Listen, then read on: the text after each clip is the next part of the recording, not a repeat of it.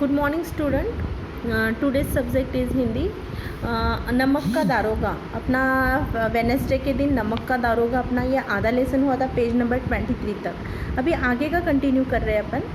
मुंशी वंशीधर चौके पंडित आलोपदीन इस इलाके के सबसे प्रतिष्ठित जमींदार थे. लाखों रुपए का लेन देन करते थे. इधर छोटे से बड़े कौन ऐसे थे जो उनके ऋणी न हो. अंग्रेज अफसर उनके इलाके में शिकार खेलने आते और उनके मेहमान होते. देखो, मुंशी वंशीधर चौके पंडित आलोपदीन के इलाके के सबसे प्रतिष्ठित जमींदार थे, सबसे अमीर थे वो. जो अंग्रेज़ लोग वहाँ पे शिकार के लिए आते थे वो उनके मेहमान बनते थे. मुंशी जी ने पूछा, गाड़ियाँ कहाँ जाएंगी? ये गाड़ियाँ कहाँ जाने वाली है? मीन्स अपन ने आगे के लिए पहले क्या पढ़ा था कि एक जो इंसान था, मीन्स जो ईमानदार था, तो पंडित आलोपदीन बहुत उसको पैसे देने की कोशिश कर रहा था, पर वो मान रहे थे क्या? नहीं. वो ईमानदारी, वो बोल रहा था कि तुम मुझे कितने भी पैसे दो पर मैं अपनी ईमानदारी छोड़ूंगा क्या? नहीं. ये उन्होंने बोला. तो यहाँ पे वो ही बोला गया है. मुंशी जी ने पूछा, गाड़ियाँ कहाँ जाएंगी? अब ये तुमने जो गाड़ियों में नमक भरा हुआ है वो तुम कहाँ लेके चले जाने वाले हो? ये उन्होंने पूछा. उत्तर मिला, कानपुर. ये गाड़ियाँ कहाँ जाने वाली थी? कानपुर. लेकिन यहाँ प्रश्न करते ही इनमें क्या है? सन्नाटा छा गया. दारोगा साहब का संदेश और बढ़ा. वे जोर से बोले, हम पूछते हैं इनमें क्या लदा है.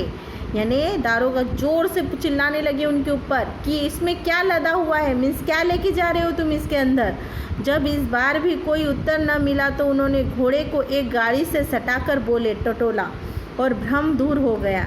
ये नमक के ढेले थे. वो गाड़ी के अंदर क्या था? नमक के ढेले. पंडित आलोपदीन अपने सजीले रथ पर सवार कुछ सोते कुछ जागते चल आते थे. देखो, पंडित आलोपदीन मीन्स वो बहुत बड़े अफसर थे, मीन्स वो बहुत बड़े इंसान थे, उनके पास में बहुत सारा पैसा था, तो उनकी वो लोग क्या करते थे? बहुत इज्जत करते थे. तो उनको कोई टेंशन नहीं था. उनको ऐसा लग रहा था कि मैं पैसे दे दूंगा तो मेरी गाड़ियाँ छूट जाएंगी. पर ऐसा हुआ क्या? नो, वो ईमानदार अफसर था, ईमानदार दारोगा था. उन्होंने कुछ पैसे लेने का ये नहीं किया. तुम कितने भी मुझे पैसे दोगे तो भी मैं ये चीज़ से हटूंगा नहीं. अचानक कई गाड़ी वालों ने घबराए हुए आकर जगाया और बोले, महाराज, दारोगा ने गाड़ियाँ रोक दी है और घाट पर खड़े आपको बुलाते हैं. देखो, घाट पर मीन्स जहाँ नदी थी ना, नदी के पास में ही उनका नमक का व्यापार था. वहीं पे उनको बुला के क्या करे? पंडित आलोपदीन को बुला के लाओ, जिसकी गाड़ी है उसको बुला के लाओ, दारोगा ने बोला. तो वो लोग जो उनके साथीदार थे वो गए भागते हुए और पंडित दारोगा को बुला के लाओ करके बोले. तो उन्होंने वहाँ पे गिराकर वो बुलाने गए.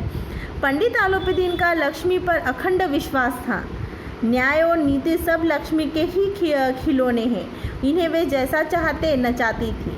देखो, उनके पास बहुत पैसा था. लक्ष्मी मीन्स पैसा, यानी अपन जो पैसा भगवान ही है ना, लक्ष्मी है ना. वो जब अपन उसकी पूजेंगे, ये करेंगे, तो उनके पास बहुत पैसा था, बहुत लक्ष्मी थी. तो वो यही सोचते थे कि मेरे पास बहुत पैसा है, मुझे कोई टेंशन नहीं है, मैं तो कोई भी इसमें से छूट जाऊंगा. उसे वही लगता था. पर हर जगह पैसा साथ देता है क्या? नो. लेटे वो गर्व से बोले, चलो हम आते हैं. यह कहकर पंडित जी ने बड़ी निश्चित से पान के बीड़े लगाकर खाए. फिर लहाफ ओढ़े हुए दारोगा के पास आकर बोले, बाबूजी, आशीर्वाद. कहिए, हमसे ऐसा कौन सा अपराध हुआ कि गाड़ियाँ रोक दी गई? वो दारोगा के पास आए और उनको बोले, ऐसा कौन सा अपराध हुआ जो तुमने हमारी गाड़ियाँ रोक दी? आज तक क्या हुआ था?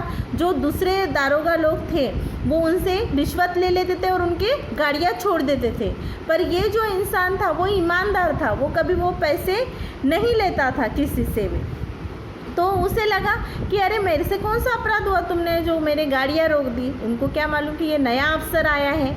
वंशीधर रुखाई से बोले, सरकारी हुक्म है. वो एकदम गुस्से से बोले और बोले, ये सरकारी हुक्म है पकड़ने का गाड़ियाँ. आलोपदीन ने हंसकर कहा, हम सरकार हुक्म को नहीं जानते और न सरकार को. हमारे सरकार तो आप ही है. यानी हम सरकार तक क्यों जाएंगे, तुम ही सरकार हो, मैं तुमको थोड़े पैसे दे देता हूँ, तुम मेरी गाड़ी छोड़ दो। ऐसा ही उनको लगा। हमारा और आपका तो घर का मामला है, हम कभी आपसे बाहर हो सकते हैं भला? आपने व्यर्थ ही कष्ट उठाया। यह तो हो नहीं सकता कि इधर से जाए और आपके भेंट न चढ़ाए। मैं तो आपको सेवा में स्वयं आ रहा था। मीन्स मैं यहाँ से जा रहा हूँ और आपको जाते जाते तुमको भेंट देने वाला था। भेंट यानी पैसों की बैग देने वाला था। वंशीधर पर इसका कुछ प्रभाव ना पड़ा। उसको कोई ऐसा लगा नहीं कि मेरे को तू पैसे देने वाला है तो मैं तेरे सामने झुककर कुछ बोलूँ, झुक जाओ। ये चीज़ें नहीं थी उस केस में। वो ईमानदार था, वो कुछ हटने में से नहीं था। ईमानदारी की नई उमंग थी। कड़क कर बोले, हम उन नमक हरामों से नहीं है जो कोड़ियों पर अपना ईमान बेचते फिरते। थोड़े थोड़े पैसों के लिए अपना ईमान बेचते हैं, हम वैसे में से नहीं है। ऐसा दारोगा बोले। आप इस समय हिरासत में हैं, आपका कायदे के अनुसार चालन होगा। मुझे अधिक बातों की फुर्सत नहीं है। जमादार बदुल सिंह, तुम इन्हें हिरासत में लो, चलो मैं हुक्म देता हूँ। उसने बोला, दूसरे को बोला, बदुल सिंह जो नाम का था उसको बोला कि इनको हिरासत में लो। पंडित आलोपीदीन स्तंभित हो गए। स्तंभित मीन्स क्या होता है? हैरान हो गए एकदम से। अरे मेरे को आज तक कोई पकड़ नहीं सकता था, ये कौन इंसान है जो मुझे पकड़ रहा है? गाड़ी वालों में हलचल मच गई। पंडित जी के जीवन में कदाचित यह पहला ही अवसर था कि ऐसी कठोर बातें सुननी पड़ी। देखो, पहली बार उनके सामने किसी की बोलने की हिम्मत हुई। वो इतने पैसे वाले थे कि किसी की हिम्मत नहीं होती थी। लोगों से पैसा खा लेते थे, उसको वही लगता था कि इसको भी मैं कुछ पैसे दे दूंगा तो ये भी मान जाएगा, ऐसा ही लगता था। बदुल सिंह आगे बढ़ा। पंडित जी ने धर्म को धन का ऐसा निरादर करते कभी न देखा था। विचार किया कि यह अभी अल्हड़ लड़का है, माया मोह के जाल में अभी नहीं पड़ा। बहुत दिन भाव से बोले, बाबू साहब ऐसा न कीजिए, हम मिट जाएंगे, इज्जत धूल में मिल जाएगी। हमारा अपमान करने से आपके हाथ क्या आएगा? हम किसी तरह आपसे बाहर थोड़े ही हैं। तुम बोलो कितने पैसे चाहिए? मेरा अपमान करने में तुम्हारा क्या फ़ायदा होने वाला है? तो ऐसे उसको समझा रहे। तो वंशीधर ने कठोर स्वर में कहा, देखो हम ऐसी बातें नहीं सुनना चाहते। आलोपीदीन ने जिस सहारे को चट्टान समझ रखा था वो पैरों के नीचे ही खिसकता हुआ मालूम हुआ। देखो, जिसको वो सोचते थे कि अब मैं ये पैसों के बदौलत में सब चीज़ें कर सकता हूँ, तो वो उसके पैरों के नीचे आ गया। देखो, पैसा कुछ काम आया कि उसके स्वाभिमान और धन ऐश्वर्य की कड़ी चोट लगी, किंतु अभी तक धन की शक्ति का पूरा भरोसा था। उनको अभी भी ऐसा लग रहा था कि मेरे पास बहुत धन है और वो मुझे छोड़ ही देगा। अपने मुख्तार से बोले, लाला जी 1000 के नोट बाबू साहब को भेंट करो, आप इस समय भूखे सिंह हो रहे हैं। उनको 1000 दो, वो बहुत भूखे हैं, उनको 1000 दो। कौन करके कौन बोला? पंडित आलोपीदीन बोले।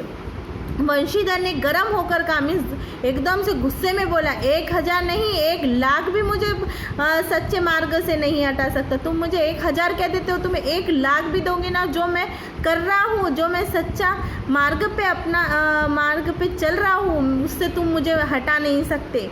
धर्म की इस बुद्धिहीन दृढ़ता और देवदुर्लभ त्याग पर मन बहुत झुंझलाया। अब दोनों शक्तियों में संग्राम होने लगा। धन के उछल कर आक्रमण करने शुरू किए। 1 से 5, 5 से 10, 10 से 15, 15 से 20, 20 तक नौबत आ पहुंची।